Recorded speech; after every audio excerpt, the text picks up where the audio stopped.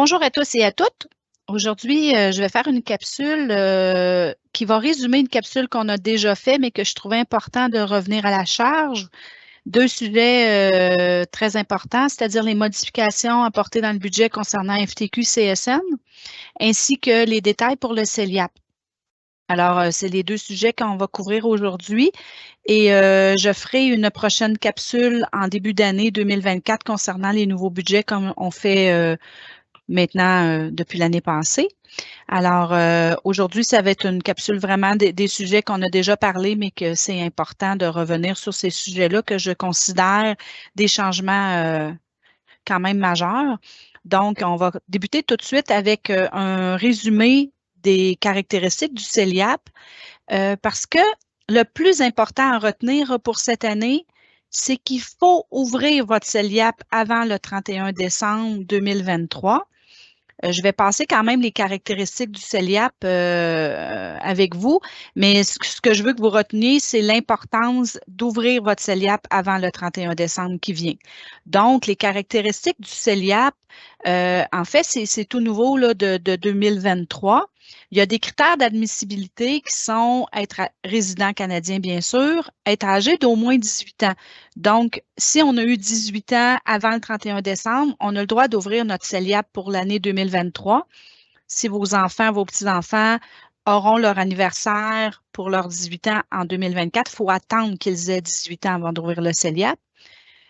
Autre critère très, très important, c'est de ne pas avoir été propriétaire au cours de l'année avant l'ouverture du compte, donc 2022 pour ce cas-ci, et des 4 années civiles précédentes. Donc, si on a été propriétaire l'année avant l'ouverture et les 4 années avant, on ne peut pas ouvrir un CELIAP. Et aussi, on pouvait ne pas être propriétaire, mais habiter avec quelqu'un qui était propriétaire, qui était notre conjoint légal. Ça aussi, à ce moment-là, on n'est pas admissible. Si, que ce soit un conjoint marié ou un conjoint légal. Si c'est un conjoint qui n'est pas déclaré comme un conjoint légal, donc un chum, une blonde, mais pas un conjoint de fait dans le rapport d'impôt, là, c'est pas la même chose. Il faut être déclaré comme conjoint de fait ou conjoint marié. Ensuite, pour les données importantes pour le CELIAP, lorsqu'on cotise, on a le droit de cotiser 8 000 par année, peu importe le revenu que nous déclarons. Vous savez, avec les REER, on a le droit de cotiser 18 de notre revenu. Là, ça n'a pas rapport, ça n'a aucun rapport avec notre revenu gagné. C'est 8 000 pour tout le monde. Les cotisations sont déductibles de notre revenu net. Donc, on met une cotisation dans le rapport d'impôt, puis on va avoir un retour d'impôt selon notre taux d'impôt qu'on paie selon notre revenu. Et puis, il y a un plafond de cotisation à vie de 40 000. Donc, on ne peut pas cotiser plus que 40 000 à un CELIAP. Ensuite, lorsqu'on ouvre le CELIAP, c'est ce que je vous disais là d'entrée de jeu, l'important, c'est d'ouvrir votre CELIAP pour le 31 décembre 2023 parce qu'une fois qu'il est ouvert, on commence à accumuler nos droits de cotiser, les fameux 8 000 dont je vous parlais tout à l'heure. On commence à avoir le droit de les accumuler. Donc, je vous donne un exemple. Vous ouvrez votre CELIAP en novembre 2023, puis en janvier 2025, vous avez les sous pour cotiser.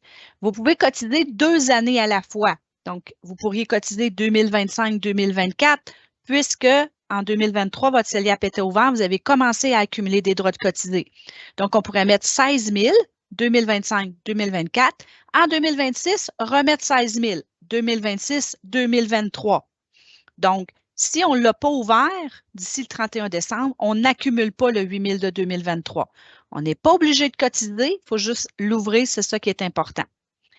L'autre critère que je trouve très important aussi de vous éclairer là-dessus, c'est qu'il n'y a pas de règle de 60 premiers jours de l'année comme dans un REER. Vous savez, quand on prend des REER, on a toute l'année, puis on a les 60 premiers jours de l'année, janvier, février, absolument jusqu'au 1er mars, pour cotiser et pouvoir le déduire dans l'année qui vient de se terminer.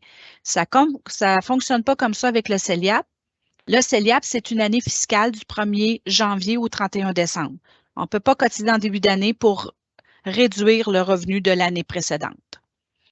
On peut détenir plus d'un CELIAP. L'important, c'est de ne pas dépasser le 8 000, c'est ça qui est important.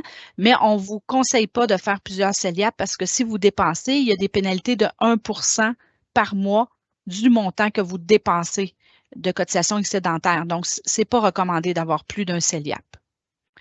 On peut cotiser au CELIAP avec de l'argent neuf, de l'argent non enregistré qui va nous donner un retour d'impôt.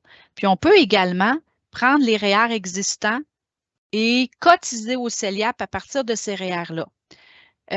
C'est sûr que là, il n'y a pas de retour d'impôt puisqu'on a déjà eu le retour d'impôt via le REER quand on l'a pris. Mais parfois, ça peut être une stratégie intéressante puisque si on achète une maison puis on se sert de notre CELIAP, on peut également rapper l'ancien programme là, qui était disponible depuis des années, mais qu'il fallait rembourser.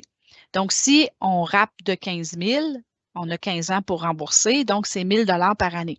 Fait que parfois, il peut y avoir une stratégie intéressante de prendre les REER existants, de faire une cotisation CELIAP avec. Comme ça, ben, on n'a pas besoin de rembourser contrairement au RAP.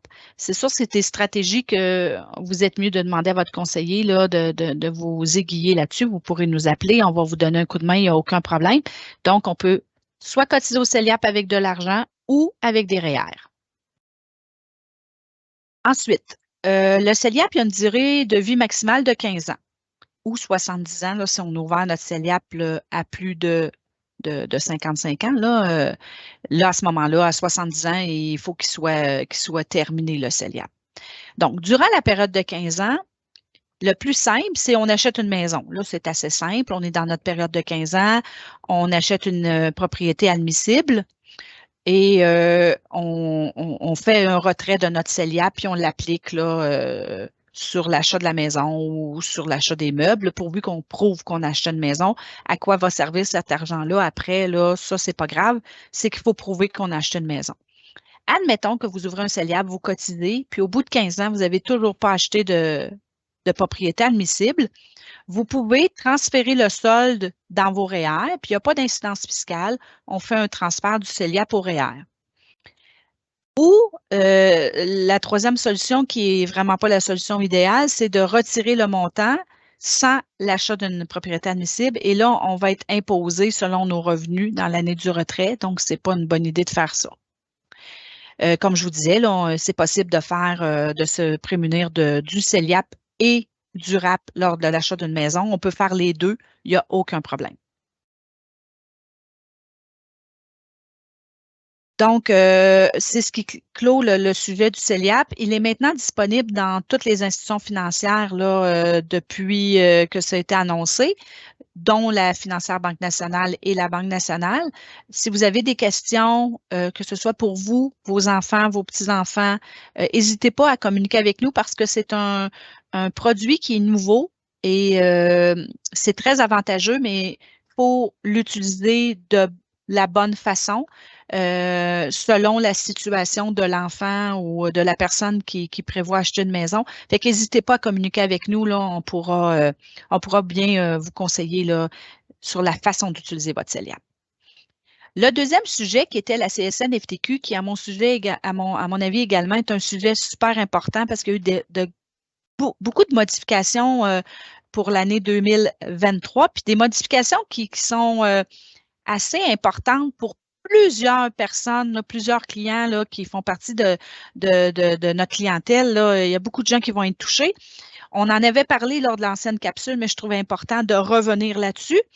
La période de détention. Bon, la période de détention, auparavant, avant les changements, lorsqu'on contribuait à la FTQ-CSN, puis on arrivait à la retraite, on pouvait enlever les REER FTQ-CSN, les transférer à la financière, tout sauf les 2 dernières années. Okay? Ça, c'est l'ancienne règle. Maintenant, le 2 ans de détention minimale va passer graduellement à 5 ans.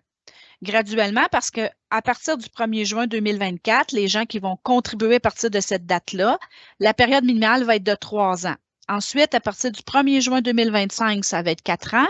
Puis ensuite, à partir du 1er juin 2026 et les années à venir, ça va être 5 ans. Donc, lorsque vous prenez votre retraite, si vous avez contribué dans les 5 dernières années seulement, ben il va falloir attendre parce que là, le montant ne sera pas disponible. Si ça fait 10 ans que vous contribuez, vous tombez à la retraite, vous allez pouvoir aller sécuriser 5 années. Puis les 5 autres années, ben, à chaque année, vous allez avoir une portion qui va devenir admissible à les sécuriser. Vous allez devoir les laisser à la CSN-FTQ. Donc, ça, c'est un changement quand même assez important. Mais à mon avis, le plus important, c'est celui qui suit. Il y a une nouvelle réglementation qui dit que pour les particuliers qui gagnent un haut revenu, pour le gouvernement, un haut revenu, c'est de plus de 112 655 présentement, parce que ce montant-là va changer à chaque année. Mais ils n'auront plus le droit au crédit d'impôt non remboursable. Donc, si vous avez gagné 115 000, puis vous prenez de la FTQ-CSN, bien, vous n'aurez pas de retour d'impôt. Supplémentaire, on s'entend, c'est un REER. Vous allez avoir votre retour d'impôt comme une cotisation REER, mais l'avantage de le mettre dans FTQ-CSN va être effacé parce que vous n'aurez pas le droit au crédit d'impôt. Vous allez avoir droit au retour d'impôt selon votre revenu, mais pas au crédit. Et ça, il faut bien comprendre que comment ça fonctionne, c'est toujours sur 2 années en arrière. Donc là, en 2024, c'est le début de cette nouveauté-là. Ils vont aller voir votre rapport d'impôt de 2022. Si en 2022, vous avez gagné plus que 112 000, ça ne donne rien de prendre de la FTQ-CSN, vous n'aurez pas le crédit. En 2025, là, ils vont aller voir votre rapport d'impôt 2023. Ça va toujours être 2 ans en arrière. Fait que cette règle-là est importante à comprendre parce que ce serait dommage que les gens prennent FTQ-CSN ou le capital régional Desjardins, c'est le même principe, puis on prend un produit qui a un risque plus élevé parce que c'est des actions, c'est une concentration dans des actions, mais on n'a pas le bonbon qui vient avec, qui est le crédit d'impôt. Donc, ça c'est très, très important. Et ce chiffre-là de 112 000 va changer à chaque année. On va faire des capsules à chaque année pour vous tenir au courant. C'est sûr que la plupart des clients, on a des suivis en début d'année avec eux pour valider si c'est toujours une bonne idée de cotiser à la FTQ-CSN selon les revenus qu'on déclare. Donc, on va vous donner un coup de main là-dessus, mais c'est quand même important de le savoir là au mois de novembre-décembre parce que ceux qui sont touchés, ils se doivent d'arrêter leur cotisation pour janvier. Parce que si vous avez des cotisations qui passent FTQ-CSN en janvier 2024, puis que votre rapport d'impôt 2022 dépasse 112 000, vous n'aurez pas le droit au crédit. Et voilà, ça termine la petite capsule rapide que je voulais vous faire là, pour vous faire un résumé des changements qu'on avait déjà parlé dans une autre capsule. N'hésitez surtout pas si vous avez des questions, s'il y a des trucs qui ne sont pas clairs ou que vous voulez qu'on discute de votre dossier particulier pour s'assurer que les calculs sont corrects et que vous n'êtes pas touché ou vous êtes touché, comment on fait les choses. N'hésitez pas à appeler quelqu'un, soit moi ou Annick, là, il n'y a pas de problème, là, on va répondre à vos questions. Bonne journée!